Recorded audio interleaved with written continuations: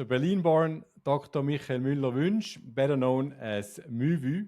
He was studying AI and distributed system at TU Berlin, while most of us were still arguing about the dial-up speeds, and a dual degree in computer science and business economist. Then you were jumping into the C-suite. So first revamping Herlitz International Operations and scaling MyToys as COO, then steering global logistics at Siva, and rescuing Leckerland's IT was also one of your part. And now since 2015, you are the CIO and board member of the technology part of OTTO Group.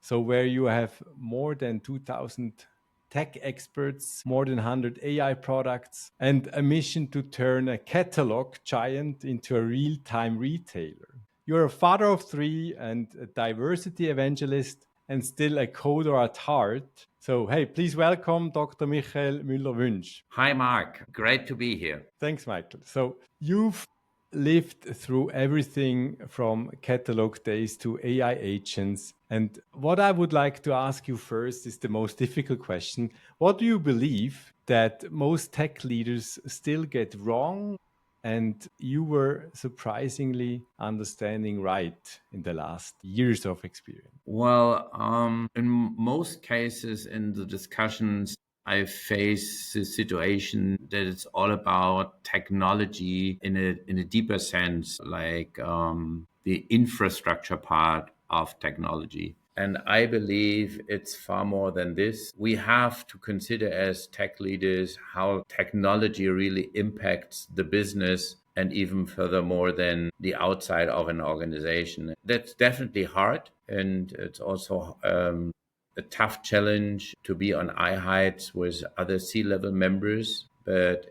I believe the real successful digital enterprise, they do manage that tech is regarded more than just a cost line in your P&L statement. And can you point out a bit the underlying problem, or how did you find this out the first time? How did you realize that this is an important part? Well, what I do see is obviously 20 years ago, we have seen that technology has been somehow fenced in data center buildings, and it was about stability, to some extent also efficiency, running systems which had been set up once and then never should have been touched once again. And what we do see today is that we have a constant need and demand for change. And we also see that with standard package solutions, we most likely will not cover the really diverse demands and requirements which are heading businesses. And then therefore, I believe that a great combination of great standardized services and packages together with the competence of homemade own software solutions will make the difference when you want to be successful as a digital enterprise or a business in general. And for that, you have to understand everything about software engineering and engineering principles and engineering capacities need to sit at tables where business decisions are taken. And that is most likely or most often not the case. Sometimes I even believe that there is a kind of afraid and fear against the technology department, and there's not really a good and strong collaboration and cooperation among all departments within the organizations. And I learned when you start communicating what technology and technologists can deliver to the heart and the value of a business, you can really make the difference in the competition within the market. And therefore, I constantly aim that there is a strong relationship among the people and that it's not happening behind a wall or behind a fence when we are talking about technology. So everything depends very much on the attitude and the understanding, of people of your organization. And it's not that much about the core technology being the data center, the cloud, the software package in itself. That has also a huge importance, but for me, it's maybe on the second point of the agenda. First point is people. Interesting. So you're an engineer at heart and have a very technical background, but still you realize the opposite, putting it that way. Could you give some tips? Like when we look at our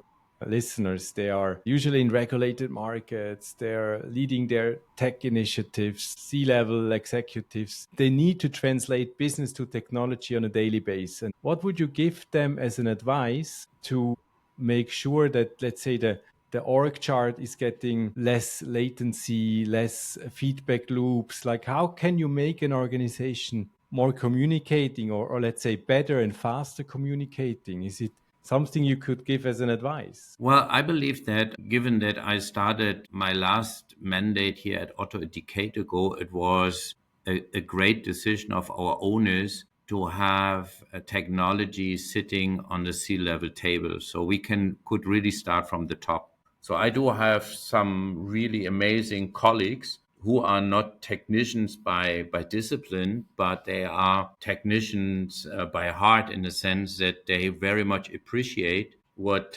technology and engineering can contribute to our business. And I believe there it starts from that you have the understanding that it's not only a supply function in your business model, but it's an enabling function. And what we managed over time, over the last 10 years, that we do regular discussion on technology, on cybersecurity, even on engineering ideas on board level. And then we take it from there. And my colleagues, my board colleagues, and also our VPs, they constantly deal with all the challenges which come along with technology in our work. And in the last 10 years, we have seen so much. It had been the wide and broad introduction of cloud as an infrastructure enabler.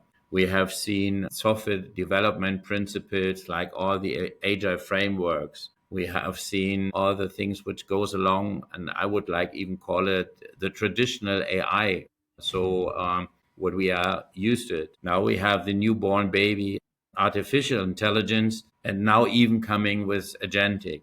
So there's happening so much which is impacting everything. And what we have learned as board members and all business and tech leaders to discuss constantly what is the best next action which we shall undertake, that our business will be successful and can stay in the market where digital giants really play a huge role. And my utmost strongest recommendation is that you have to start the journey from the very top, and then trust your engineering organizations that they do best, in a sense that you also provide a kind of autonomy. We need an aligned autonomy. What does it mean? Alignment towards the business objectives and the business goals. Provide an room and space that engineers can work the way which is most effective for them, and where they can really see purpose for their daily work when they contribute through their products, through their means to the business concept. And if you can create this linkage from business to tech, you will have really a strong lever in your hand, from my perspective. That's a really interesting. Yeah. Oh, yeah, go ahead. But the second thing, what I really appreciated and where I also stand for, it's not only the collaboration between biz and tech, which is kind of very European discussion, but I would also add that you have to understand that tech is not only a monoculture discipline where male engineers play a dominant role. No, I believe that diversity in the teams, where you have gender diversity, but where you also have ethnical and all perspectives in place when you want to develop strong software solutions. So setting up diverse teams with multi-perspective inroads into the topic is for me a second very strong lever, especially when it comes to the arena of AI. How do you make sure that this pace happens in the organization? Like, what is the pacemaker to make these teams? And I was really not shocked, but surprised. Like, how do you manage that so many of your team of your leadership team is actually studying and going into Gen AI and learning, upskilling. Is there any pacemaker tips you have? Well, I believe that all the development by technology throughout the last decade, and let's just put the last 10 years, do not only happen and create impact because you put it on the shelf or store it somewhere. No, you have to use and adopt it. And therefore, we introduced the concept, the ambassadors, the tech ambassadors. And we started some years ago when technical collaboration through software packages coming from very prominent vendors like Microsoft, Google, and so on, that how does digital cooperation really does look like in organizations. And just providing the software on a device is not sufficient. You have to explain and also to explore how teams really can benefit from these great developments. And now we have the next wave, which has a huge impact on the way of working, be it IA in the engineering technology space for computer engineers, but also for all the other non-tech departments. And that is everything which goes along with AI and generative AI. And this is something when you're not by luck, as it had been with me as a person researching 4 decades ago already on distributed artificial intelligence systems, that if you don't have that education and training in your own business career, then you need help to understand what is all in. And this help means guidance, but also time investment that people can learn. And therefore, we have introduced the concept of our Gen AI ambassadors. Meanwhile, we do have more than 100 persons who try to share their experiences, their gained insights, how technology can help them and also our organization on a day-by-day basis, be it either in the engineering disciplines, but also in the non-engineering disciplines and departments. And we share all the knowledge and the insights which we have gained. And this is what I have learned very early on when I started my business career, that technology always goes along with a very strong support on adoption of technology, because we all know people have different backgrounds, as I stated, and the obligation which you have as a leader that you have to help and maybe providing also some ground for your organization that they really can utilize and leverage on these great technology and developments which we see in the world. Can you point out a bit more the culture part? I mean, what you're saying makes absolutely sense, but the reality check, which I'm also seeing in organizations, is that there is the culture not really ready for that. I mean, like failing, trying out, learning and asking for help. And do you have any lessons learned? What needs to be done first? Because what you're saying makes total sense, but then it could be stopped by the culture is not there, or it doesn't really work out because of other departments don't work like this.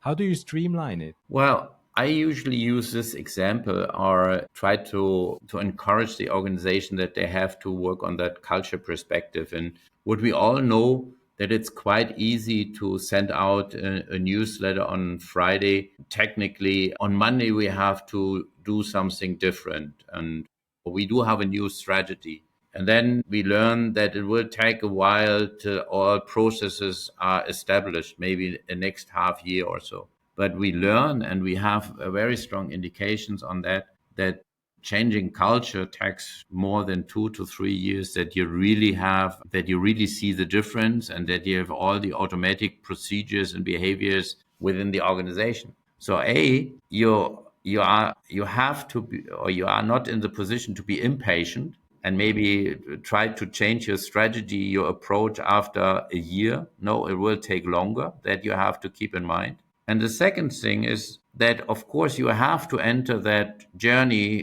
adopting and change your culture to the new needs. And we, as a group, had the lucky situation that even our shareholder were convinced that with the culture where we have started 76 years ago, our mail order business, we probably cannot cope with the challenge which we are facing today. So it's a constant evolution and development And you need leaders who do see that culture has a huge impact on the success of a business and that culture can impact the transformation drastically. And for that, again, you need to take investments, typically in time, that you allow people to learn about it, and that you then also provide an area of psychological safety where failure is not a negative stigma, but failure is a huge chance to learn. And if you take it like this, and you demonstrate as leaders that you really support and appreciate the learning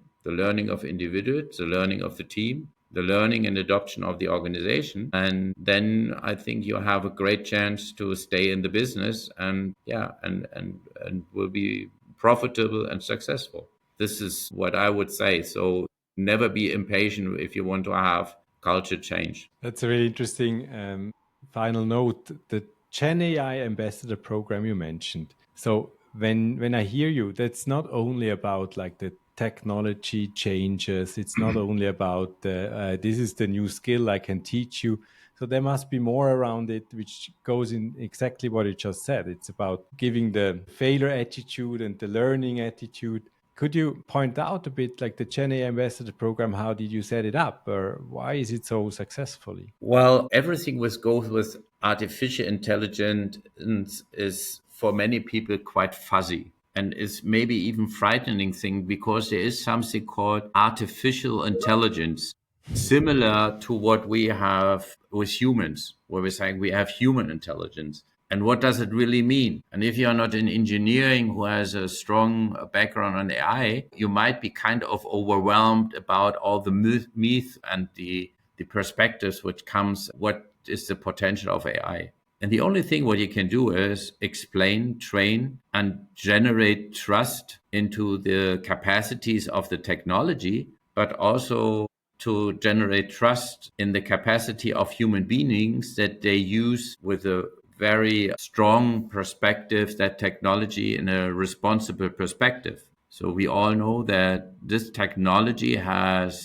huge potential to do good, but also to do bad. And I mean, when it comes to fake and manipulation and so on. And I believe well educated, well informed colleagues, employees are the best investment when you want to exploit on that great technology developments, which we have seen the last 2 to 3 years. Hey, this is a great finalization. Vivi, thanks so much. I hear the experience like with every word. I learned a lot, and thanks for sharing your know-how.